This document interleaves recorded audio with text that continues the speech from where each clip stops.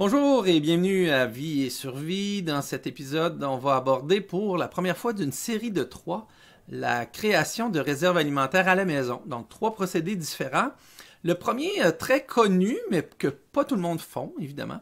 Donc, les conserves en pot maçon, en pot vitré. Donc, quels sont avantages, inconvénients, outils, méthodes. On constate depuis le printemps 2020 qu'il y a déjà une certaine pénurie. Disons de rareté en termes de fourniture pour faire ça. Donc les Presto sont rares, les modèles de Presto, les plus gros, meilleurs rapports qualité-prix sont introuvables ou très difficiles à obtenir. Moi-même, je m'y suis mis et j'ai réussi à avoir une journée que le produit était disponible et pendant que je faisais l'évaluation de mon choix, il était rendu déjà complètement vendu. Donc, j'ai quand même placé ma commande en me disant, bon, dans ceux qui étaient pressés, il y en a peut-être qui vont laisser tomber. Et puis, effectivement, j'ai réussi finalement à placer ma commande, mais elle n'est toujours pas rentrée au moment où j'enregistre. Mais c'est surtout aussi au niveau des pots. Les couvercles, je pense que ça va quand même assez bien, mais les pots sont devenus rares. Donc, quand il y en a en magasin, ils partent vite. Donc, il y a vraiment une augmentation de la popularité.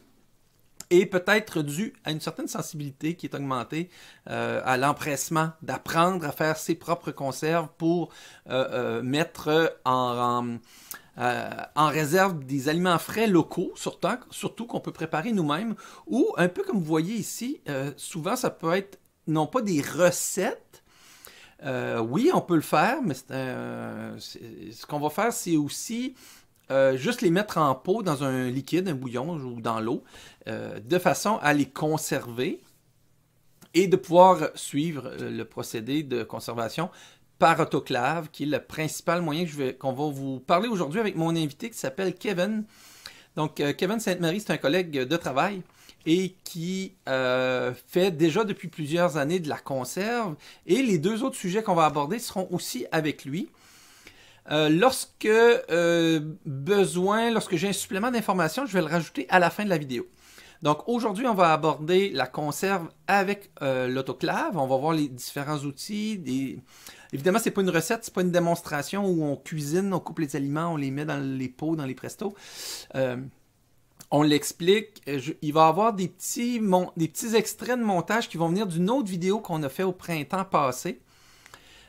Puis à la fin, je vais revenir pour donner des précisions sur les conserves dans l'eau bouillante qu'on a abordé un peu. Finalement, on n'y est pas revenu sur le sujet. Donc, je vais revenir avec les consignes de base à la toute fin de cette vidéo-là. Donc, je vous souhaite une bonne écoute et puis on se retrouve à la fin. Bon, salut Kevin. Salut Stéphane, Ça va bien? ça va toi? Oui. Bon, on se connaît un peu parce qu'on travaille pour la même entreprise en partie. Oui, depuis déjà quelques années même. Oui, quelques années. Puis, j'ai la chance d'avoir appris que tu faisais des conserves. Donc, Oui, je me suis dit que ça pourrait être intéressant d'avoir un entretien avec toi pour faire le tour un petit peu du sujet, avoir au ben moins une oui. première approche sans aller nécessairement avec une démonstration de cuisine. Là, on peut en voir sur YouTube ou j'en donnerai peut-être comme lien.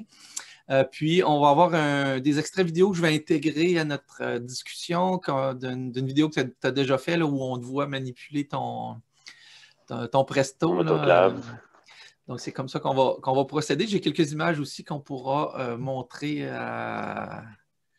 à l'écran. Donc, moi, j'ai quelques questions. Donc, on va y aller sous forme de questions-réponses.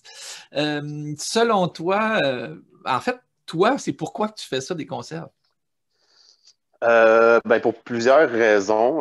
Ça a commencé par souci d'économie, dans le fond, parce que on a quand même de l'espace limité ici. On a un congélateur, mais qui est bien souvent plein. Puis souvent, si on arrive au temps des récoltes ou à une période où est-ce que certains aliments vont tomber en grosse vente, ben on aime ça faire des réserves. Ça nous permet de manger local à plus bas prix souvent. Mais je peux pas acheter 50 livres de tomates et puis mettre tout ça dans mon congélateur. J'ai plus de place pour le reste. Donc, on s'est tourné vers quelque chose qui semblait quand même assez accessible. C'était le canage. Puis, ça nous a permis, là, on l'a vu assez rapidement, de faire des économies.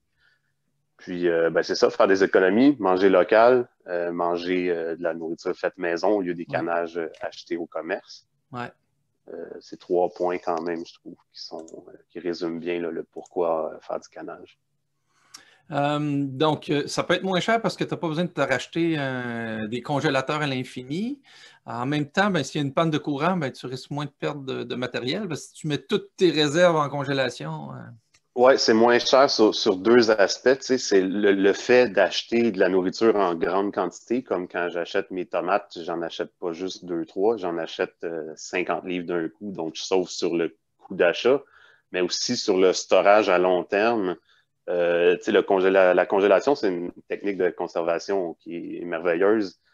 À court terme, ça coûte vraiment pas cher, puis c'est vraiment simple, ça demande pas de travail. Mais à long terme, ça finit par coûter cher parce que le congélateur dépense de l'électricité sans arrêt, tandis que la conserve, elle va me coûter de l'électricité sur le coup. Je vais la faire, puis ça va me prendre de l'électricité, mais ensuite, elle peut être sur les tablettes pendant 2 ans, puis elle ne coûte plus rien. Trouves-tu que c'est plus frais à remanger un canage maison que quelque chose que tu as congelé, là? Disons que les deux, c'est 6 mois pour 6 mois, là. Ça dépend vraiment des aliments, je te dirais. C'est pas du tout pareil. Tu sais, déjà, le canage, c'est toujours des aliments cuits, OK. tandis que la congélation, on peut congeler des légumes crus, donc c'est pas le même résultat du tout. Oui, C'est effectivement. dur à comparer pour cet aspect-là. Là. Donc, qu'est-ce que toi, tu privilégies? Qu'est-ce qui, en fait, peut être mis en conserve maison? Tu dis qu'il faut que les légumes doivent être cuits?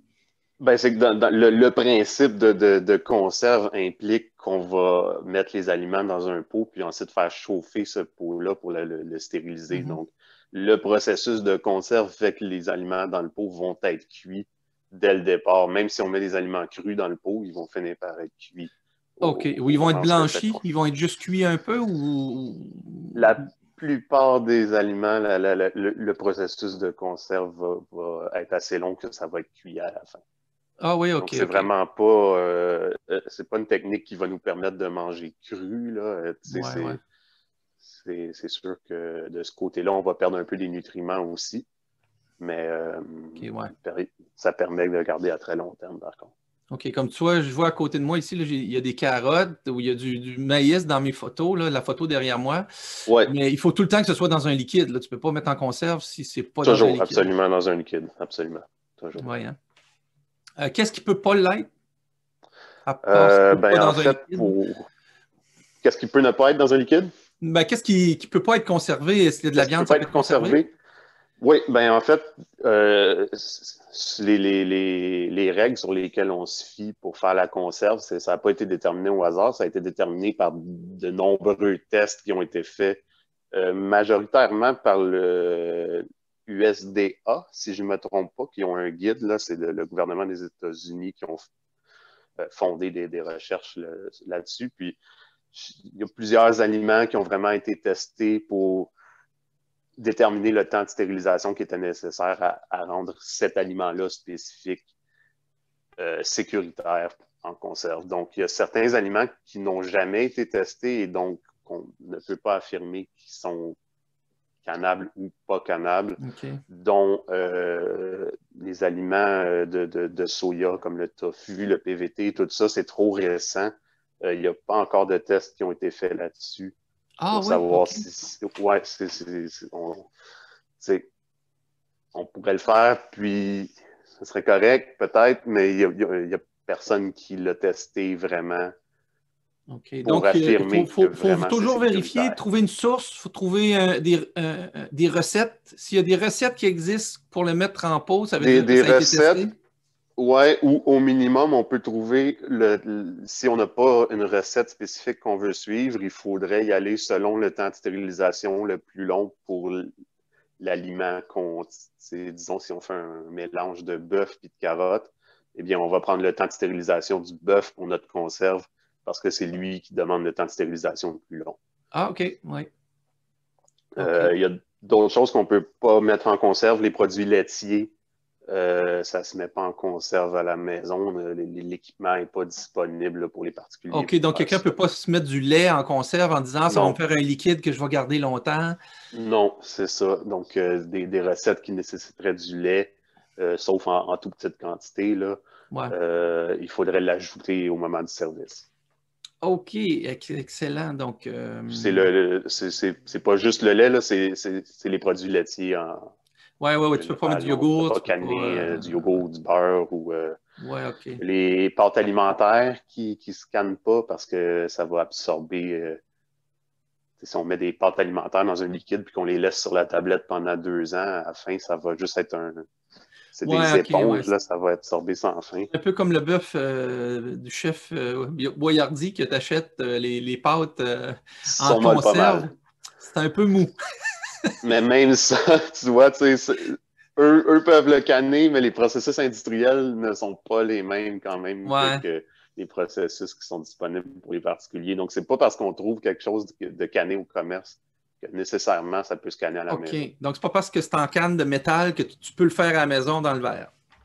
Exact. Donc, pourquoi on veut utiliser des techniques approuvées? Ben, à la base, c'est pour pas perdre de nourriture. Hein. Quand on fait du canage, habituellement, c'est en grande quantité. Puis, on met beaucoup de temps, beaucoup d'amour là-dedans. Si on prend le temps de faire des conserves, on prend des aliments habituellement de bonne qualité. Pourquoi pas aller juste une petit pas plus loin puis le faire vraiment selon les normes pour être sûr de rien perdre. Hein. Moi, j'ai fait proche de 1000 canages, je dirais, là, jusqu'à maintenant. J'en ai perdu, là, ça doit se compter sur les doigts d'une main, le nombre de canages que j'ai fait qui n'ont pas réussi. Donc, je pense qu'il y a vraiment quand même un intérêt à suivre les bonnes techniques là, et non à y aller selon au pif. Puis la deuxième raison de suivre les techniques approuvées, ben, c'est pour éviter le botulisme. Le botulisme, dans le fond, c'est une maladie qui est provoquée par les spores toxiques qui, qu'une bactérie émet. Le nom de la bactérie, je peux vous l'écrire, j'ai un crayon qui fonctionne. Je ne sais pas si vous allez voir, m'entendez-vous? Oui, on Oui, t'entend, on mais t'entend. ça risque d'être loin sur ton tableau blanc. L'écrire en gros. Tout est bon à date, le volume, tout? Oui. OK. Bon, dans le fond, la bactérie, là, c'est le Clostridium botulinum. Ça, c'est une bactérie qui est un peu partout. Là. Ça se trouve sur nos légumes, ça se trouve dans nos sols, sur les animaux. Il y en a partout. On en mange probablement à tous les jours. C'est pas dangereux. Ce qui est dangereux avec cette bactérie-là, c'est les spores que ça peut émettre. Puis pour que la bactérie émette des spores, elle a besoin de 4 conditions spécifiques. Si une de ces conditions-là n'est pas présente, ça ne peut pas émettre de spores, donc il n'y a pas de danger. Les 4 conditions, dans le fond, c'est un milieu anaérobique, donc un milieu sans air. Un canage, c'est un milieu sans air. Quand on entend le saut d'un pot là, faire le fameux pop, c'est qu'il s'est fait un vide dans le canage. C'est un milieu sans air. 2, ça prend un minimum d'eau. Hein, si, admettons, j'ai de la nourriture sèche, très peu de risques, là, même si c'est dans un bocal sans air, qui se développe des spores dedans, parce que pour un minimum de vie là, bactérienne, ça prend un minimum d'eau en général. La troisième condition, c'est un pH, donc une mesure d'acidité de 4,6 plus. Ça prend un milieu qui est relativement alcalin. Dans un milieu trop acide, la bactérie ne fera pas de spores. Et 4, ça prend, il ne faut pas que ça ait été à travers d'une température qui est 121 degrés Celsius. Au-dessus de 121 degrés Celsius, dans le fond, au-dessus de la bactérie, il n'y a plus de chances qu'elle émette de spores. La bonne nouvelle dans ça, c'est que dans le fond, quand on fait des conserves, qu'est-ce que la plupart des gens pensent là, quand on pense à une conserve? Des confitures, des betteraves dans le vinaigre, des affaires de même. On a toujours un pH qui est assez acide. c'est la raison, là, dans le fond, pourquoi la plupart des gens qui font des conserves s'en tiennent à ce genre de conserves-là. Ces conserves-là sont à la base moins risquées parce que tout ce qui est fruit a un pH qui est en dessous de ça, donc mettons de 1 à 4,6. Puis sinon, si on fait des betteraves ou des trucs comme ça, mais qu'on les met dans le vinaigre, ben à ce moment-là, on fait monter, on fait descendre le pH encore. Donc, on se ramasse avec des conserves qui sont acides. Pour ces conserves-là, ça va bien parce que, dans le fond, même si on les met dans une canne qui est un milieu anaérobique, qui a de l'eau, on n'a pas cette condition-là. Donc, on peut les faire seulement sans autoclave. On peut faire nos conserves à ce moment-là avec tout simplement un chaudron. On les fait qu'est-ce qu'on appelle à l'eau bouillante. Donc, vos conserves, vous allez pouvoir les faire. Il y a deux techniques, si on veut, pour faire des conserves. Il y a les conserves à l'eau bouillante et il y a les conserves à l'autoclave. Là, pour l'instant, on va se concentrer sur les conserves à l'eau bouillante. Là. Les conserves à l'eau bouillante, le but, dans le fond, là, je sais qu'il y en a sûrement plusieurs qui ont déjà entendu l'idée de on prend notre confiture chaude, nos betteraves chaudes, whatever, on met ça dans le pot, on ferme le couvercle, le pot, il scelle, tout est beau. C'est pas tout à fait vrai. Le pot qui scelle, tout ce que ça veut dire, c'est que on a atteint un milieu qui est anaérobique. Il y a une pression négative, le couvercle rentre par en dedans, il est scellé. De ce côté-là, c'est beau. Mais même si on n'a pas de risque de botulisme parce que notre conserve est acide, on veut aussi un milieu stérile. Parce que c'est pas parce que le botulisme, c'est sûr que on veut l'éviter le plus possible, mais on veut aussi éviter de perdre nos conserves juste parce qu'on a mal stérilisé nos pots ou whatever. La technique, dans le fond, à l'eau bouillante, c'est assez simple. C'est que quand vous faites votre conserve, là, par exemple, ici, j'ai des tomates, vous prenez votre mixture XYZ, votre compote de pommes, vos fruits, vos betteraves dans le vinaigre, vous mettez ça dans votre pot, vous mettez le couvercle, on le visse. Là, je vais rentrer plus en détail si je fais une autre formation à un moment donné sur vraiment la technique de A à Z, là, mais on submerge nos conserves dans un chaudron avec au minimum un pouce d'eau par-dessus la conserve. Puis là, dépendant des recettes, ben, on laisse ça dans un chaudron d'eau bouillante pendant 5, 10, 20 minutes, dépendant de la taille du pot, de ce qu'il y a dedans, plein de détails qui vont affecter le temps de stérilisation. Mais c'est ce qui fait que l'intérieur de notre pot devient stérile. Si on fait juste mettre notre nourriture dans le pot, on le referme, le pot n'était pas nécessairement stérile avant qu'on mette notre nourriture dedans, on le ferme, il scelle, mais ça ne veut pas dire que le contenu est stérile. Donc, on met ça sur l'armoire, il est scellé, tout est beau, une semaine, 2 semaines. À un moment donné, peut-être qu'il y avait un petit peu de bactéries, ça se développe, votre pot, vous perdez le contenu. Donc, vraiment, toujours minimum un bain d'eau bouillante pour nos conserves selon des temps qui sont déterminés. Si on ne fait pas ça, on n'est pas en train de canner de manière sécuritaire. À la base, ça prend au moins ça. On ne met pas des pots dans le four, on ne met pas des pots juste dans l'eau chaude ou on ne met pas juste la nourriture qu'on referme. Ça prend ça au minimum, sinon, il n'y a pas de garantie. Admettons que je veux canner des pois chiches. Je veux me faire des cannes de pois chiches, je ne veux pas les acheter en canne de métal, je veux les faire chez nous. Bien là, par exemple, j'ai un milieu anaérobique, j'ai de l'eau, mais mon pH pour les pois chiches, il est évidemment au-dessus de 4,6. Donc, si je veux faire un milieu où est-ce que le botulisme ne pourra pas se créer, ça me prend un autoclave. Donc, un autoclave, là, ça ressemble à ça. Le principe, c'est simple. C'est un chaudron que le couvercle se barre dessus et puis on fait monter la pression dedans. Ce que ça permet, dans le fond, si je mets mes conserves dans l'eau bouillante, ils ne vont jamais atteindre une température plus haute que la température de l'eau bouillante, évidemment, parce que après ça, ça s'évapore. Dans ça, je mets juste un fond d'eau Mais la vapeur fait que je peux faire monter en pression. Dans le fond, là, c'est dépendant de votre emplacement. Là. La plupart des gens au Québec vont canner à 10 livres de pression. Donc, ici, j'ai un évent. Quand on canne, on a des pesées qu'on peut mettre sur l'évent. Ça, c'est une pesée qui équivaut à 10 livres. Ça va être un petit peu le même principe que ça. Là. Il existe beaucoup de vidéos qui vont vous expliquer le fonctionnement de l'autoclave. Je n'irai pas dans les détails. C'est un peu le même principe qu'un canage à l'eau bouillante, sauf que c'est dans un autoclave. Ça va vous permettre d'atteindre la température de 121 degrés, puis de faire des canages ensuite de ça, un peu pas n'importe quoi.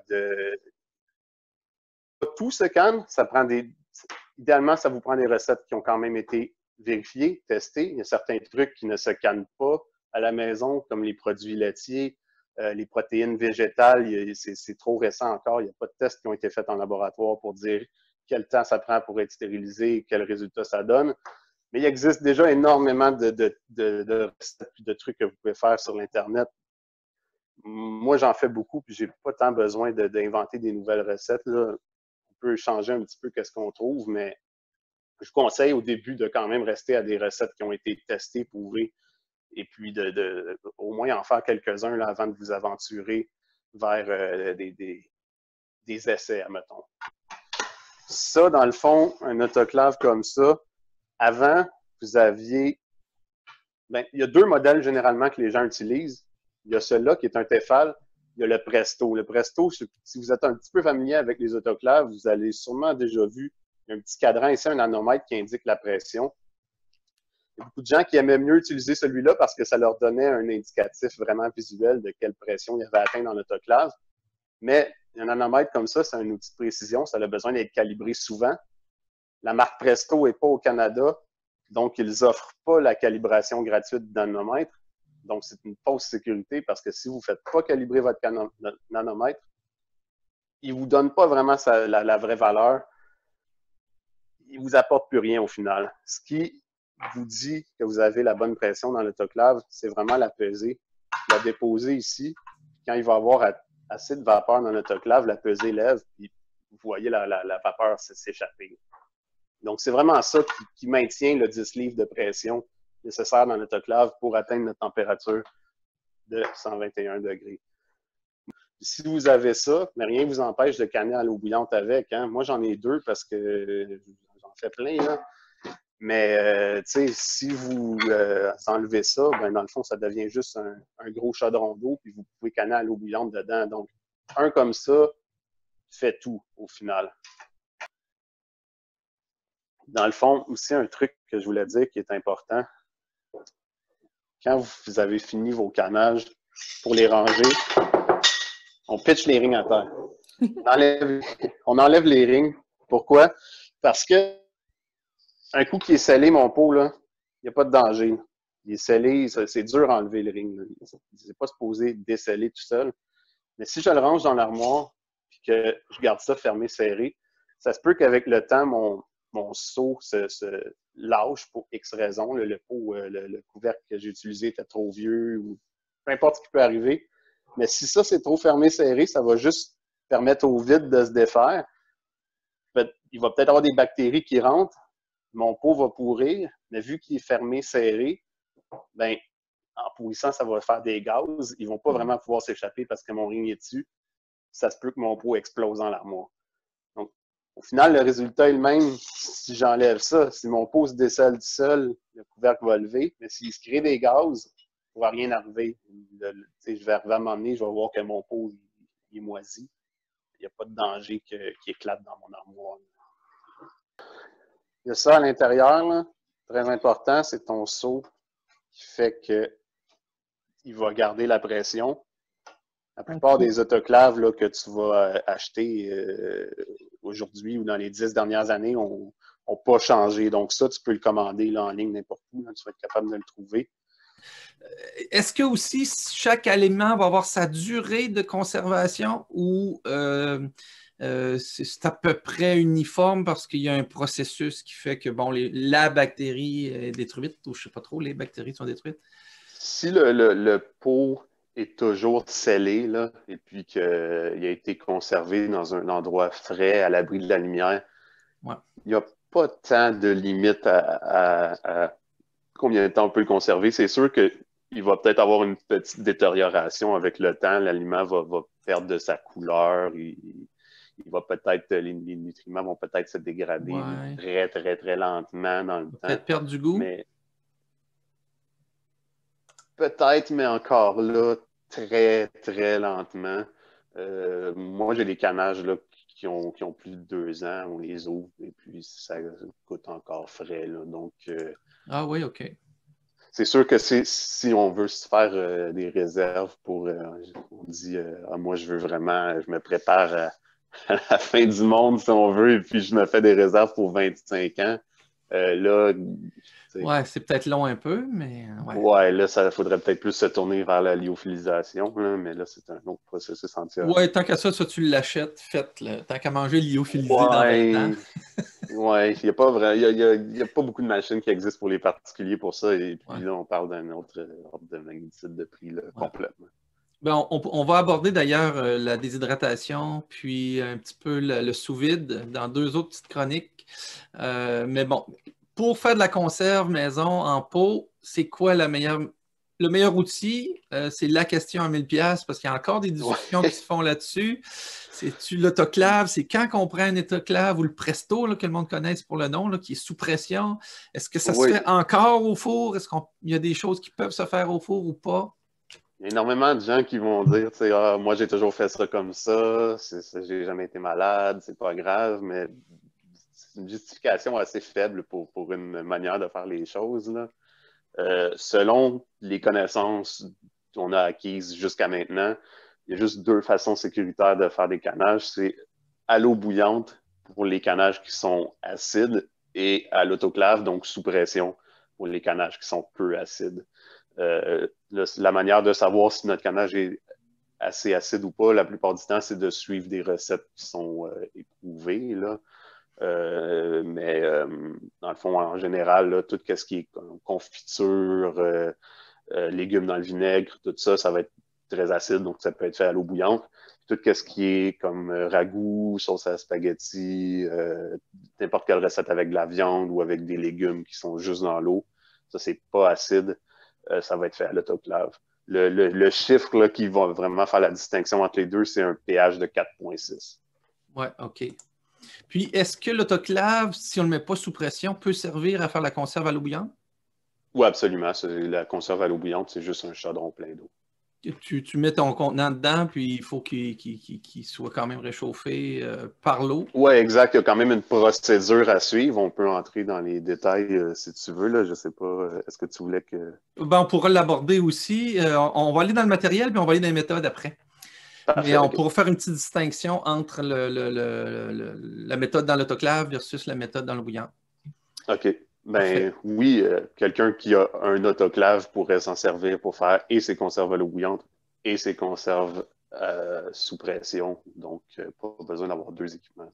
Ben, allons-y justement dans le matériel. Actuellement, est-ce que tu constates encore une rareté, là, parce que ça a été très populaire à partir du mois de mars, Ouais, là, depuis l'avenue du COVID, là, il y a vraiment une rareté dans tout ce qui est les produits de canage, là, que ça aille des pots jusqu'aux autoclaves et même les couvercles, en ce moment, il y en a encore une rareté. Je sais qu'il y a beaucoup de gens qui ont de la misère à trouver des pots. J'imagine que le marché va s'adapter. C'est juste que ça s'est fait rapidement. Tout le monde a été ouais. pris de surprise. Donc, je Parce que c'est arrivé un pense peu pas comme que. ça arrive un peu comme par batch. Là. Quelqu'un me disait hier qu'il avait pu s'acheter des pots au magasin du Triangle Rouge de pneus canadiens. Mhm. Mais ben, peut-être qu'il venait juste de recevoir une livraison, là, puis qu'après ça, ça part vite. Là, Mais je pense que ça fait aussi un petit peu comme on a vu avec le papier de toilette au mois de mars, là, c'est que les gens voient que ça part rapidement des magasins, donc vont au magasin, s'en font des réserves, puis ça crée une espèce de rareté artificielle. C'est ouais. peut-être pas tant qu'il n'y a pas de pot, mais c'est que les gens se lancent dessus parce qu'ils ont peur qu'il n'y en ait pas. Ça ne m'inquiète pas vraiment dans le long terme. Là. Les pots maçons, ce n'est pas quelque chose qu'il y a de nouveau. C'est là pour rester. Donc, le marché va s'adapter. S'il y a plus de gens qui se mettent à faire de canage, il va se vendre plus de pots maçons, mais ça ne m'inquiète pas du tout de ce côté-là. Je vais te faire un petit partage d'écran. Qu'est-ce que tu conseilles comme autoclave? Ça, c'est celui que j'ai commandé, que j'ai Oui. pas reçu. On voit qu'il y a un manomètre, ça s'appelle, Un l'indicateur de pression. manomètre, oui, exact. Une Est-ce que jauge de c'est pression. indispensable d'avoir ça, le manomètre? Non. Moi, je dirais que non. De toute façon, un manomètre, c'est un instrument de précision, donc qui doit être calibré assez régulièrement, là, je dirais jusqu'à une fois par année.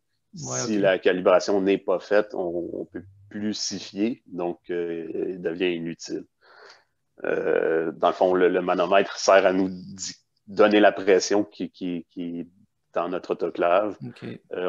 Mais sinon, on se sert des pesées qu'on voit sur ta photo, justement, là, juste à droite du manomètre. Oui. On voit qu'il y a, il y a la pesée qui empêche qui est mis sur la sortie, si on veut, de la vapeur par rapport à la pression qu'il y a à Exact. l'intérieur. Ça va brasser un petit peu, puis ça en fait tout le temps sortir un petit peu. Exact. Ça maintient la pression.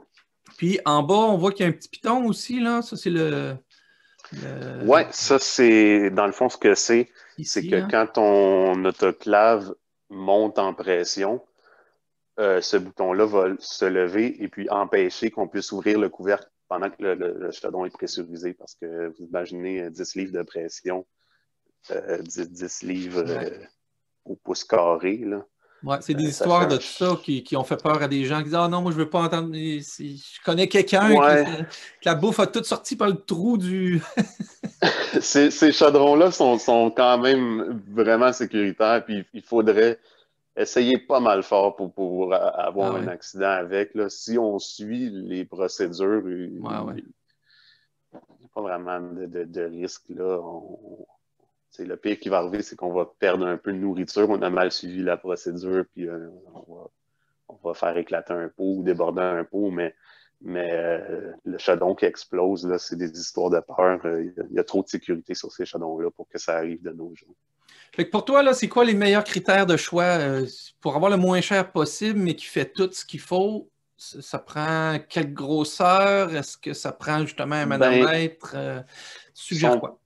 sont pas mal toutes la même grosseur. C'est sûr que je pense qu'il y a des plus petits modèles qui existent, mais c'est un processus qui est quand même long, la mise en conserve, Ouais. surtout quand on fait des recettes comme de la viande, ça peut être 1 heure de temps de stérilisation, plus la montée en pression, la descente.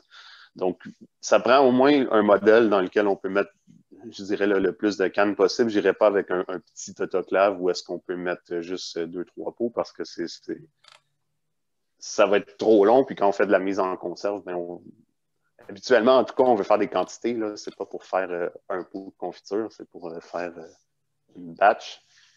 Les choses qui sont à regarder, dans le fond, il n'y a pas énormément d'autoclaves qui sont vraiment approuvés en tant que tels. Là. Ceux qu'on voit beaucoup sur le marché ici, il y a le Tefal qui est à peu près la même chose que ce que toi tu as commandé, sans manomètre.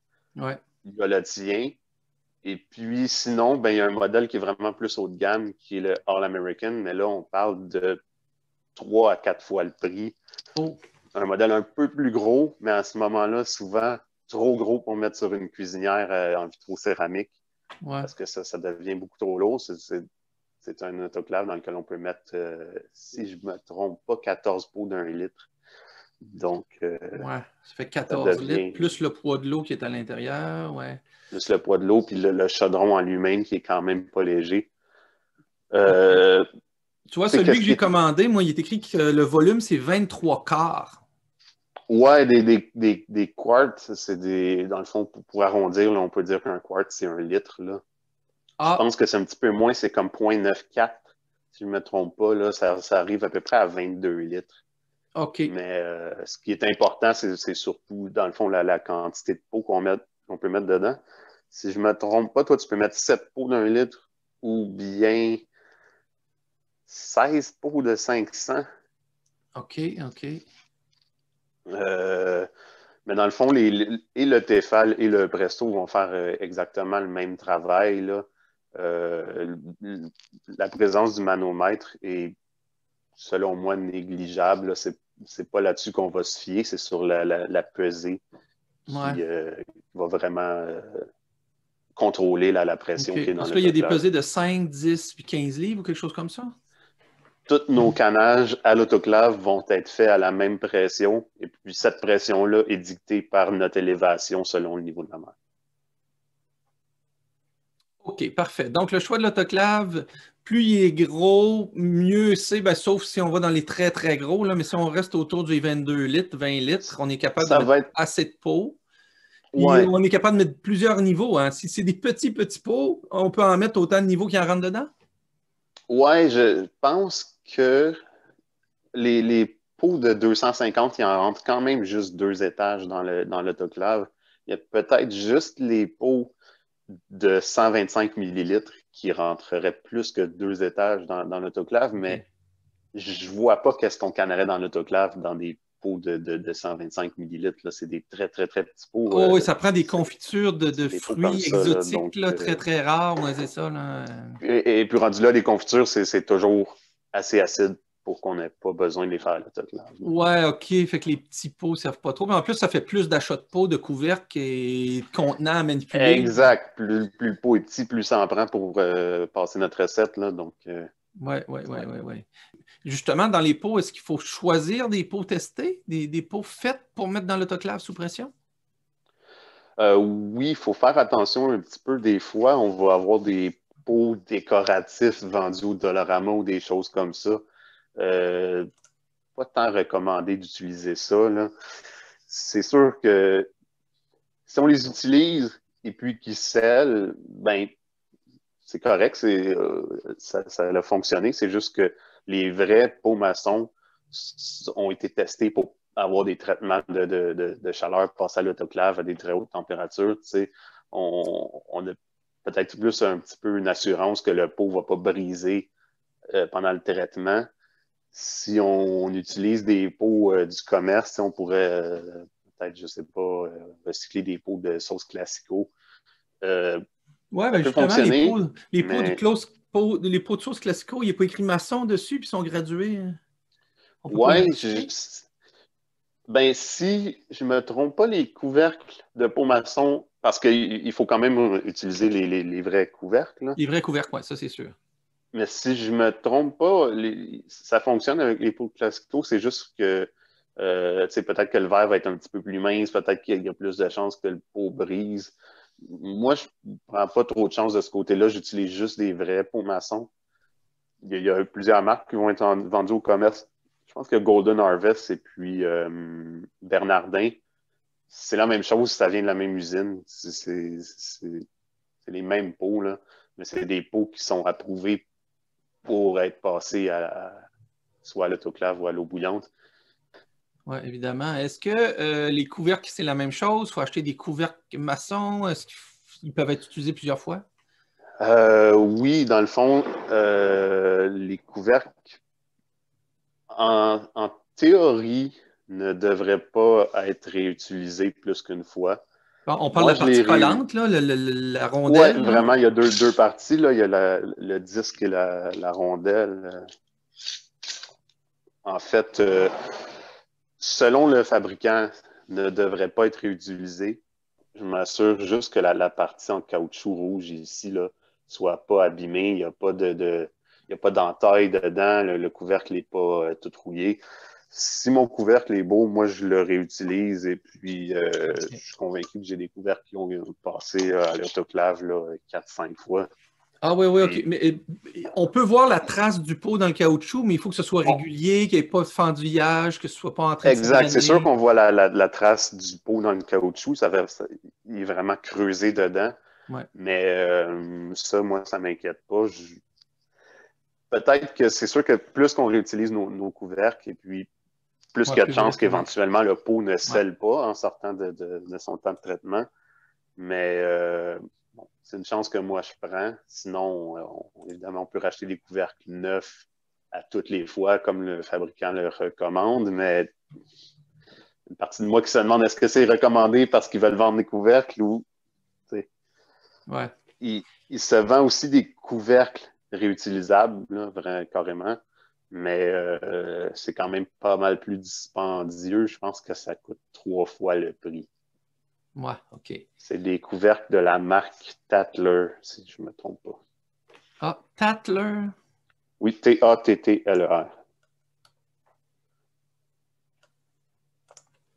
Je vais juste le noter. Tattler, OK. Ensuite, quel autre outil que ça prend? Quel autre, là, on a un autoclave, on a des pots avec des couvercles. Ça nous prend sûrement Oui, d'autres outils.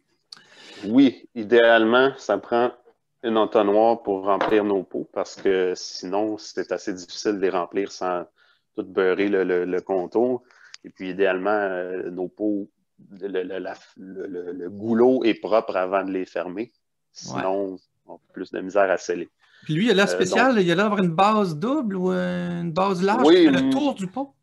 ouais, exact. Là, moi, j'aime beaucoup cet entonnoir-là, là, justement, disponible chez notre fameux magasin canadien. Montre-nous le dessous. Montre-nous le dessous face à la caméra. Oui, comme ça, on voit qu'il y a comme deux niveaux. Là. Donc, le pot arrive entre les deux. Et puis, ça prend aussi une paire de pinces comme ça. Ça sert à surtout sortir les pots à la fin du processus de traitement parce qu'ils vont être très chauds. Ça sort soit de l'eau bouillante ou pire de l'autoclave. Donc, impossible à sortir avec les mains. Là, et puis avec une Ouais. serviette, je ne recommande pas vraiment. Ça ne coûte pas cher, une paire de pinces comme ça. Ça prend ça. Ensuite, est-ce qu'on a besoin d'autre chose? Souvent, les kits vont être vendus avec une espèce de baguette aimantée. Là. Ça vient d'un vieux processus qui disait de prendre les couvercles et puis les laisser tremper dans l'eau chaude ou l'eau bouillante pour les faire ramollir le caoutchouc avant de le mettre sur le pot.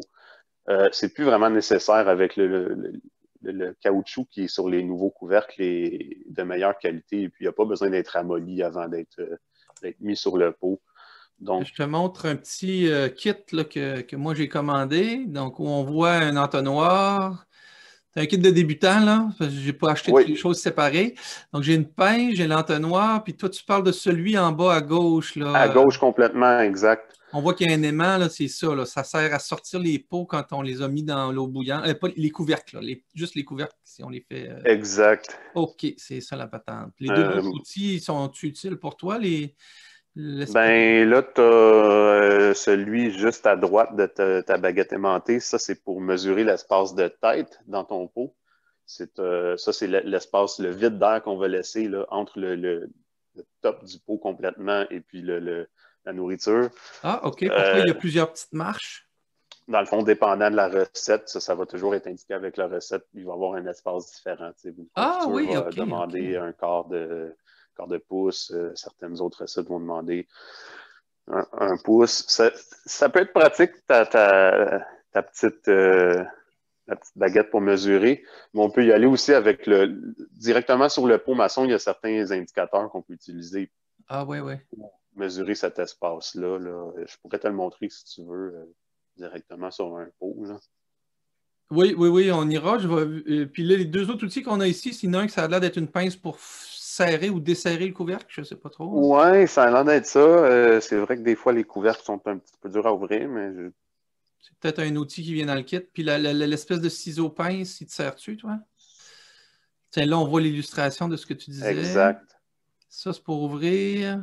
Ça serait pour manipuler Ben, je sais que il y a, l'anneau. il y a- il y a une espèce de vieille croyance qu'il faudrait stériliser les pots puis les couvercles toujours avant de mettre la nourriture dans le pot. Puis peut-être que ça serait pour manipuler Les les pots rondelles, là, les chauds anneaux. avant. Mais c'est pas nécessaire. Tu sais, le processus de canage est un processus de stérilisation. Ouais, ouais, ouais. Et donc, stériliser les pots avant de mettre la nourriture dedans, c'est pas une pratique qui est. Ouais, OK. C'est comme doublement stérilisé. Ben, de toute façon, tu sais, stériliser, c'est une action, c'est pas un état Ouais. perpétuel. Donc, stérilise ton pot et puis qu'ensuite tu les étales sur ton comptoir, ils sont plus stériles une minute plus tard. Là. Ouais, ouais, tant qu'à ça, ouais. Puis ça Donc, ici, c'est pas pour serrer ton anneau, parce que tu n'as pas besoin de le serrer tant que ça. C'est plus pour probablement desserrer. peut-être quelqu'un qui fait de l'arthrite, je sais pas, puis qui aurait de la misère à déceler ses peaux. Des fois, le pot, OK. pendant le processus de stérilisation, va déborder un peu. Puis si c'est quelque chose de sucré, le couvercle va peut-être être un peu plus dur à ouvrir. Donc, ça pourrait aider dans ce cas-là. Là, je verrais. Des fois, moi, j'ai eu à prendre une serviette là, pour m'aider à ouvrir le pot. OK. Mais Puis, mais à quelle intensité il faut que tu le serres, ton couvercle, là? Avant de le mettre dans l'autoclave, là, tu mets ta rondelle, tu serres ton couvercle. C'est-tu juste à côté ou il faut que tu serres ça? à l'eau chaude, là, c'est vraiment, là, tu sais, on le ferme, puis on, juste un petit peu. À l'autoclave, c'est un petit peu plus fort parce que, évidemment, il y a plus de pression. Là, il y aurait des chances que ça déborde. Mais c'est pas, on ne sert pas en fou. Là, c'est vraiment juste un bon truc, là, c'est qu'on serre la bague comme ça jusqu'à temps que le pot tourne.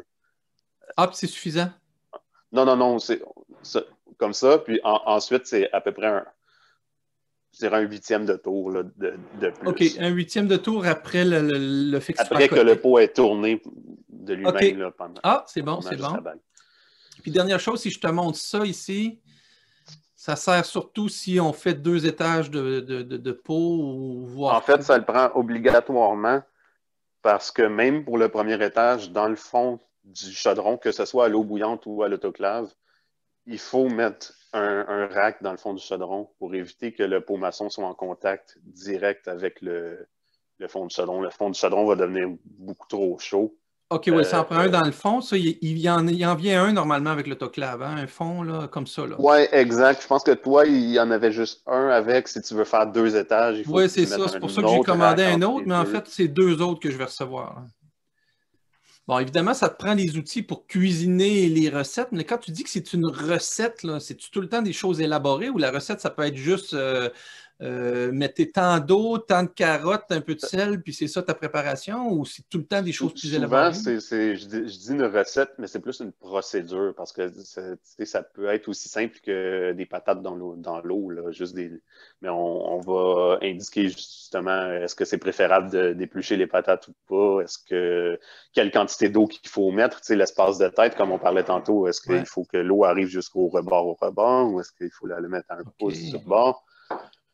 C'est vraiment plus une procédure qu'une recette. C'est sûr qu'après ça aussi, il y a des recettes. Ça, on n'est pas obligé de les suivre tant que ça, mais c'est le temps de stérilisation et l'espace de tête qui sont importants. Euh, moi, j'aviserais peut-être pas quelqu'un qui commence tout juste dans le canage de s'en aller tout de suite faire ses propres recettes. J'irais plus avec des recettes éprouvées là, pour au moins se faire la main, peut-être.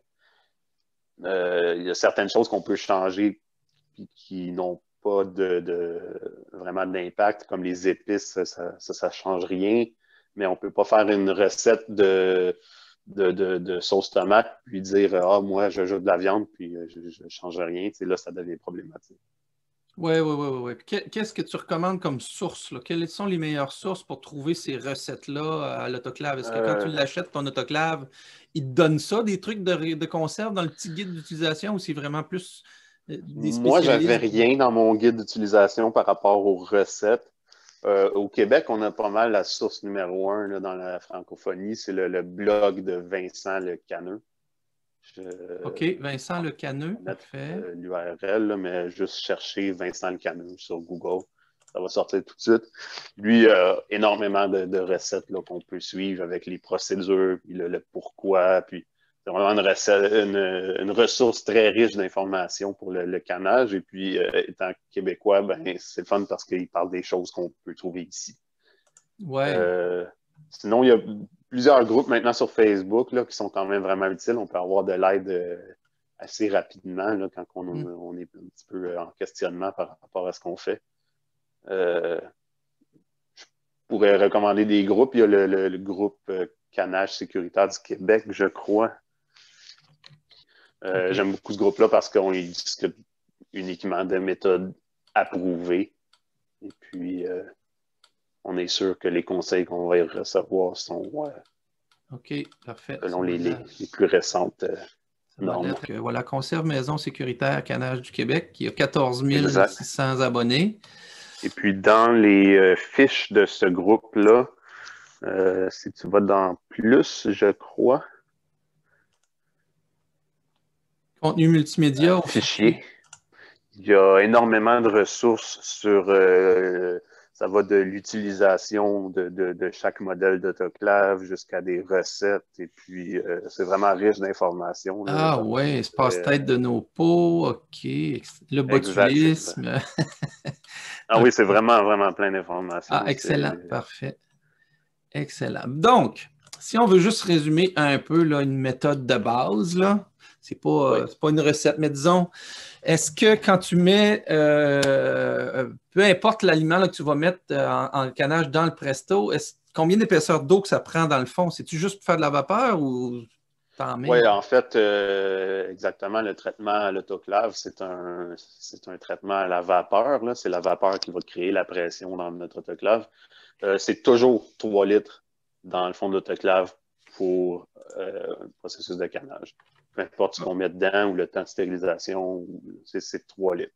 OK, donc avec 3 litres, tu es sûr que tu ne manqueras pas de vapeur, puis en même temps, tu n'as pas trop, mais ça ne prendra pas trop de temps ni à ébullition ou quelque chose comme ça.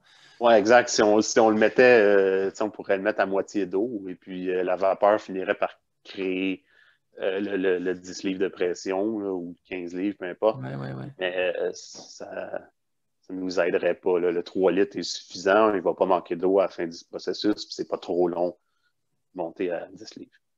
OK, fait que le pot va avoir le derrière dans l'eau. Les pots du bas vont être comme assis un petit peu dans l'eau. Et puis les pots du haut seraient complètement là, hors de l'eau, seulement dans la vapeur. Puis ça ne change rien. Il n'y aura pas de Bon. différence entre les pots du fond et les pots du dessus. Ben, non, dans le fond, la pression s'égalise dans son volume. OK, parfait. Est-ce que, donc, le temps, ça fait partie de ta procédure? Ça va dépendre de l'aliment que tu vas avoir mis dedans? C'est vraiment selon l'aliment, là, et puis c'est pour ça que je recommanderais au début d'y aller selon des recettes. Mais je recommande de faire de la lecture. Oui, c'est ça. On n'a pas le choix parce que Là, tu ne peux pas toutes les donner, ça finit plus, là. ben, exact, c'est vraiment selon les aliments, selon les recettes. Et puis, quand on fait du canage, déjà, on prend le temps de probablement faire une recette, à moins qu'on canne juste des patates dans l'eau, mais donc, si je prends le temps de me faire une sauce à spaghetti, je prends le temps de la canner au complet, puis ensuite, je me rends compte que je ne l'ai pas fait comme il faut. Une perte de temps, d'énergie assez importante. Là. Donc, prendre le temps de s'asseoir et de lire pendant 30 minutes pour s'assurer qu'on suit la bonne technique, c'est un bon investissement de temps, selon moi. OK. Est-ce que le nombre de pots que tu mets va avoir une incidence? Ça va-tu être écrit dans la procédure? Si on met moins de pots, c'est tout le temps pareil, peu importe le nombre de pots? La taille du pot va influencer le temps de la procédure, mais la quantité de pot n'influence rien. Un pH mètre, ça peut être utile ou tu as ta recette, puis la recette va faire foi de la procédure? Moi, je ne recommanderais pas l'achat d'un pH mètre, là, un peu comme le manomètre. C'est un instrument de précision qui doit être calibré régulièrement. Et puis, si on y va selon des recettes là, éprouvées ou même juste selon le temps de stérilisation des aliments, on n'a pas besoin de connaître le pH de notre recette. Donc, à moins de vraiment là, vouloir y aller dans l'inconnu, là, si on veut, et puis faire des choses qui n'ont jamais été essayées. Mais moi, j'ai jamais eu de problème à trouver ce que je voulais faire comme recette, soit adapté un petit peu ou me fier à ce qui existait déjà. Là, donc, je ne recommanderais pas nécessairement. Et pour ne pas se casser la tête, tu peux toujours faire à l'autoclave, puis jamais aller dans la méthode dans l'eau bouillante? Ou c'est plus long? Le problème avec ça, c'est qu'à l'autoclave, le fait que ce soit sous pression fait que c'est plus chaud. Donc, si on fait des confitures à l'autoclave, ça va sortir surcuit beaucoup trop. Là, ça va se transformer en caramel. Là. Ah donc, oui, OK. Je ne recommande pas d'improviser de ce côté-là. Ah, ça veut-tu dire que si je mets des carottes, par exemple, je ne les cuis pas du tout, puis c'est la procédure qui va le faire cuire? Exact. Ah oui, oui, OK. Tu n'as pas besoin de les blanchir avant? Je sais pas, j'ai jamais fait de carottes, honnêtement, mais c'est pour ça que je disais au début de la vidéo que, dans le fond, il n'y a jamais rien qui va sortir de ce processus-là comme étant cru. Parce que ça, juste le temps de stérilisation en lui-même va être suffisant pour cuire la majorité des aliments. OK. Puis est-ce qu'il y en a un qui est simple, tu dirais, bon, comme moi, là, ça va être mon premier, là. Tu sais, dès que je reçois mon presto, là, parce que j'ai réussi à en Ouais. commander un pendant qui était dans une journée qui est Félicitations apparue sur le d'ailleurs. site, là, qui était disponible. Je l'ai commandé, il était écrit non disponible juste avant, puis finalement, il est revenu disponible. Il y a dû quelqu'un qui a annulé sa commande. Ben, je vais commencer par quoi? Qu'est-ce qui est le plus simple, là? Qu'est-ce qui serait le plus simple? Ben, évidemment, si tu veux que ce soit une recette à l'autoclave, ça ne sera pas des betteraves dans le vinaigre ou de quoi dans le genre. Ouais, parce que là, j'ai Euh, l'acidité qui fait que ça va être juste dans l'eau bouillante. à l'eau bouillante, exact. Peut-être des légumineuses toutes simples. Là, tu sais, souvent, on s'achète des cannes de pois chiches ou des cannes de fèves rouges au commerce. Ben, au lieu d'acheter ça puis de créer plein de déchets avec les cannes de conserve, ben, les faire à la maison. Puis si je commence par un légume, je suis mieux de commencer par quoi? Euh, des patates. Ah oui, oui. Si c'est un échec pour X raison, eh bien, ça n'aura pas coûté cher. Ouais, ouais, ouais, ouais, ouais. Ah, c'est un bon point. Sinon, on peut carrément juste faire un test, remplir ses pots d'eau, les passer à l'autoclave, et puis juste pour se familiariser avec le processus. Est-ce que j'ai assez serré mes pots? Est-ce que je suis bien sûr d'avoir parti mon temps de stérilisation à partir du bon moment? Est-ce que il y a quand même plusieurs petites choses à vérifier pendant le processus. Puis la première fois qu'on le fait, ça peut paraître comme étant gros. Le faire avec juste de l'eau dans ses pots, mais ça enlève quand même un facteur de stress que, dans le pire des cas, ça ne paraît rien. Ouais, ouais, ouais, ouais, ouais. OK, ça peut être un test. Toi, tu fais quoi Moi, le c'est plus ça que j'ai souvent? fait d'ailleurs. Mon premier test de stérilisation, c'était des pots avec. J'ai mis du colorant alimentaire dans l'eau.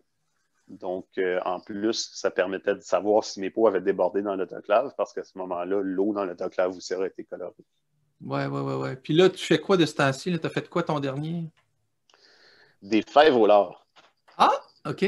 Ah Oui, oui? OK. exact, oui. OK. Parce que je sais qu'il y a même une recette pour le faire cuire directement dans un presto, des fèves au lard. Ah, ça se peut, ça, j'ai jamais. Mais en conserve, OK. En conserve En aussi. conserve, oui, des cannes de bine en bon québécois. Ben oui, ben oui, ben oui, tu fais ta recette. Puis elle va cuire dans le presto à ce moment-là? Ou t'as une... Non, les fèves sont quand même pré-trempées là, et puis pré-cuites un petit peu. C'est juste que, tu sais, normalement, quand on fait des fèves au lard, c'est mijoté là, sans bon sens. Là, Ouais, ouais, ouais, ouais. là c'est pas le cas du tout. Là, Ouais, donc ça va pouvoir être conservé longtemps? Ah, ben moi, j'en ai pour l'année. OK. Donc, quand tu fais une corvée, toi, tu te dis j'en ai pour un an, puis ça te fait une bonne réserve, puis en même temps, tu as le four Habituellement, équipé. oui. Et puis, ben, ça fonctionne un peu comme ça de toute façon dans le monde naturel. Tu sais, quand je fais ma sauce tomate, c'est parce que c'est la saison des tomates. Puis Ben les oui. tomates reviendront pas 5 mois plus tard. Ils vont revenir 12 mois plus tard. Donc, si Ben je oui, veux me sinon faire de la tes sauce achats tomate, sont importés des États-Unis. ben exact, c'est ça. Il y a un aspect quand même écologique intéressant aussi. C'est Ouais. que, tu sais, je veux encourager local, mais des tomates, si je trouve pas un moyen de les conserver, il y a seulement une petite partie de l'année au Québec où est-ce que je peux acheter des tomates fraîches, là. Hey, je pense qu'on a fait quand même une belle tournée. On a vu un petit peu de tout. Tu sais, on n'a juste pas fait une recette devant le monde, mais je pense que le but, c'était pas ça. C'était de montrer, de faire le tour de tout ce qu'il faut faire pour se préparer. Des recettes, on doit pouvoir en trouver sur YouTube. Le mieux, c'est de commencer, Ah. d'essayer quelque chose. Ouais, vraiment. Hein. Puis, Mm. tu sais, ça peut paraître gros de l'extérieur, mais le soutien est là. Là c'est vraiment, avec l'Internet de nos jours, là, Toi, ça te prend quoi? 2, 3 heures faire une corvée ou tu passes un après-midi là-dedans? souvent, là, c'est une moitié de journée. Dépendant Ouais, de la recette, là, quand je fais ma sauce à spaghetti, c'est la journée au complet. ouais, Euh, Ça dépend vraiment de la recette. Il y a des recettes qui sont très rapides, il y en a d'autres qui OK. sont très longues. Mais des choses simples que tu mets en conserve, là, tu te claires de ça dans ta demi-journée, tu prépares tes choses. Ah, ouais, ouais, ouais. Il y a des recettes qu'on peut faire là, un soir de semaine en revenant du travail. Là, ça dépend vraiment Ouais, ouais, de ce ouais, qu'on OK. fait. Là. Tu sais, faire des patates dans l'eau bouillante, c'est extrêmement rapide. Ouais. Hey, merci, Kevin. On se revoit dans une prochaine chronique. Là, on va aller parler de déshydratation. Fait que, Parfait, on se dit à bientôt. ouais, OK, merci. Salut! Bye.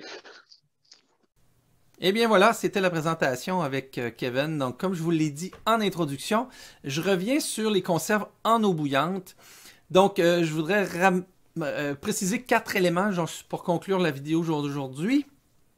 Alors, la conserve en eau bouillante doit se faire un peu comme au presto avec un double fond. Donc on ne place pas les pots directement dans un fond métallique, d'aluminium, de stainless ou de ce que vous voudrez, mais le pot n'est pas directement en contact, il y a un petit double fond. Ensuite, l'eau doit couvrir complètement le pot. Dans le processus de chaque aliment, il pourrait être précisé, mais Kevin me précisait qu'un 2 pouces, normalement, c'est juste pour s'assurer que durant le bouillon, que jamais le dessus du couvercle ne se retrouve sans avoir d'eau bouillante par-dessus.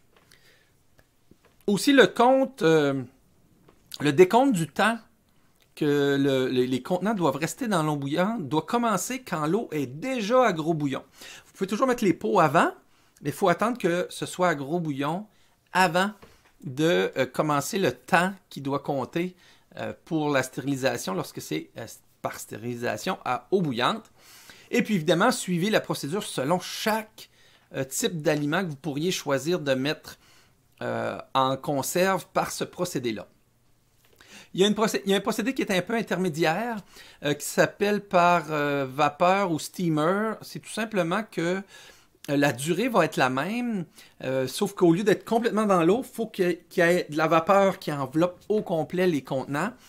Donc, normalement, dans la procédure, il va y avoir une précision, si précision il doit y avoir entre le steamer, là, le cuisson, la stérilisation à la vapeur, mais qui n'est pas à l'autoclave, qui n'est pas sous pression.